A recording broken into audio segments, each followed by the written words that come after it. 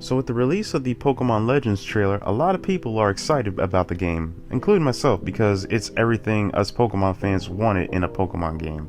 Plus, there's a lot of speculation as to what mechanics are in the game, and what Pokemon are available compared to Brilliant Diamond and Shining Pearl, mainly because there are certain Pokemon that aren't available due to the fact that this game takes place in the distant past. For example, Magmar and Electabuzz might be available in the game along with their pre-evolutions, however, due to the possibility that the items used to evolve them might not be invented yet, it's pretty much safe to assume that you won't be able to get these Pokemon. However, those are just evolutions of certain Pokemon. There also might be a possibility that entire species might not exist in this time period. For example, because the Sylph Company hasn't been created yet, that would mean there's no Porygon, Porygon 2, or Porygon Z, meaning you won't be able to obtain those Pokemon. However, since this takes place in the distant past, there might be a possibility that there could be certain fossil Pokemon running around the wild, more specifically certain fossil Pokemon that exist during this era. Now, aside from the availability of certain Pokemon, there are also some speculation as to how are we going to receive these past Pokeballs, due to the fact that these Pokeballs are made of wood, whereas they're not like the modern Pokeball. And due to the fact that all the Pokeball producing companies don't exist yet, that would pretty much mean that these Pokeballs that you receive are really not all that common. So there might be a possibility that you have to gather materials while you're in the wild to create your own Pokeballs. And you might have to use apricorns, because for those of you who don't know, people use apricorns to hollow them out in order to catch Pokemon.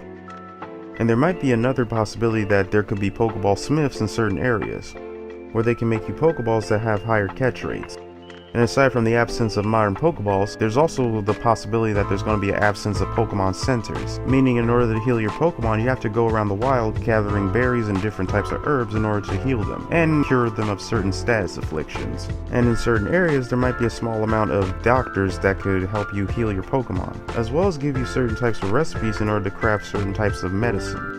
There's also another type of game mechanic that we could see within these games, more specifically where to store certain Pokemon, because there's obviously no PC box, so potentially there might be a daycare center / ranch where you can store all your Pokemon and you get to see how they interact with each other, similar to Camp from Sword and Shield. Now, aside from just the gameplay elements as well as the region itself, there's also the story of the game, because you're obviously not collecting gym badges considering the fact that gyms aren't even around yet. However, I don't think you're just going to be going around catching Pokemon to complete the first Pokedex. After all, how is Arceus tied into all this? There might be a possibility that you have to help Arceus stop a catastrophic event. And before anybody says anything, the reason why I'm calling it Arceus instead of Arceus is because that's how I've been pronouncing its name since the original Sinnoh games. So the possible catastrophic event could be a possible war between Pokemon and humans. After all, around this time, humans used weapons instead of Pokemon. Another possible catastrophic event could be the battle between Arceus and Giratina, because according to its Pokedex entry, it was banished for its violent nature. So maybe around this time, Giratina was terrorizing the region, and Arceus needed a human's help to stop it.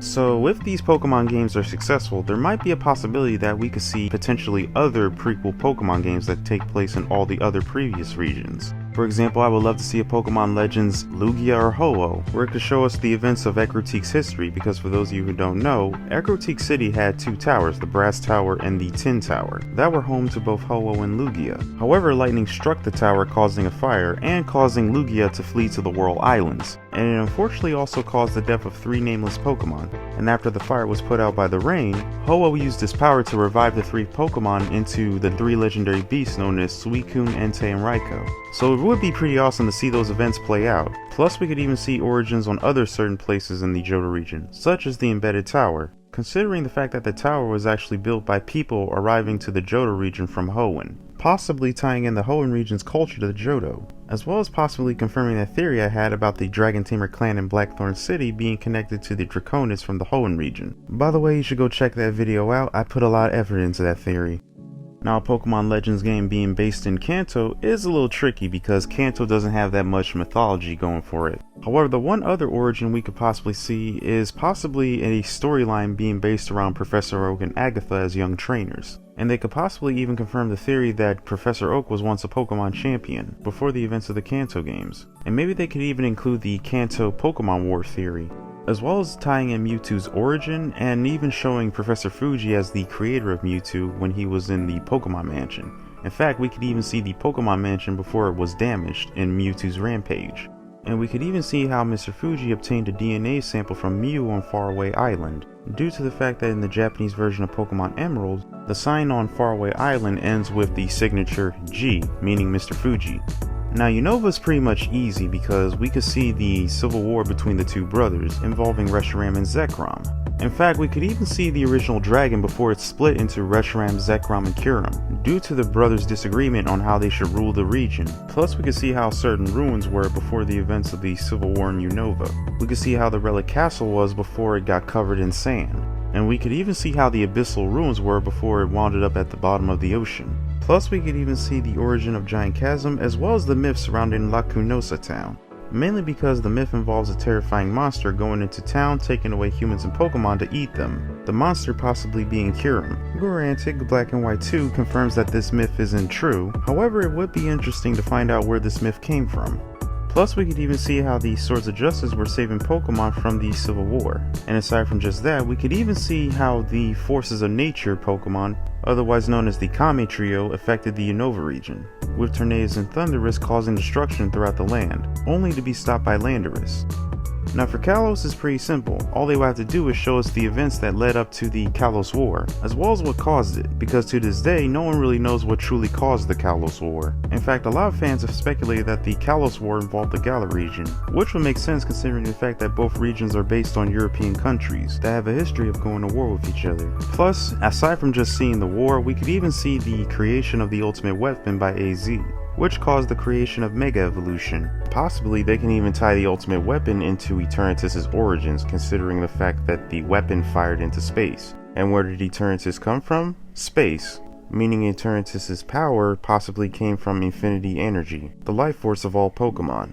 Now for the Alola region, they can show us the war between the 4 Island Guardians, and eventually they stop fighting and start protecting Alola from the Ultra Beasts. Or better yet, instead of focusing on the Island Guardians, they could create a storyline based around Professor Kukui and Guzma, explaining their childhood and how they were as young Pokemon trainers. And maybe it could possibly lead up to Professor Kukui traveling to Kanto and fighting the champion known as Lance. And as for Guzma, we can actually see how he became the leader of Team Skull, and maybe even show us what his home life was like, and the dysfunctional relationship he had with his parents. Or they could even show us the construction of the Aether Foundation, as well as the construction of the Aether Foundation's island, which would lead to the disappearance of Lucimine's husband, and her obsession with researching Ultra Beasts, which leads to the creation of Type Null, which they could also tie to Pokemon Legends Arceus, considering the fact that Type Null has a similar ability to Arceus to where it can hold an item that changes its type.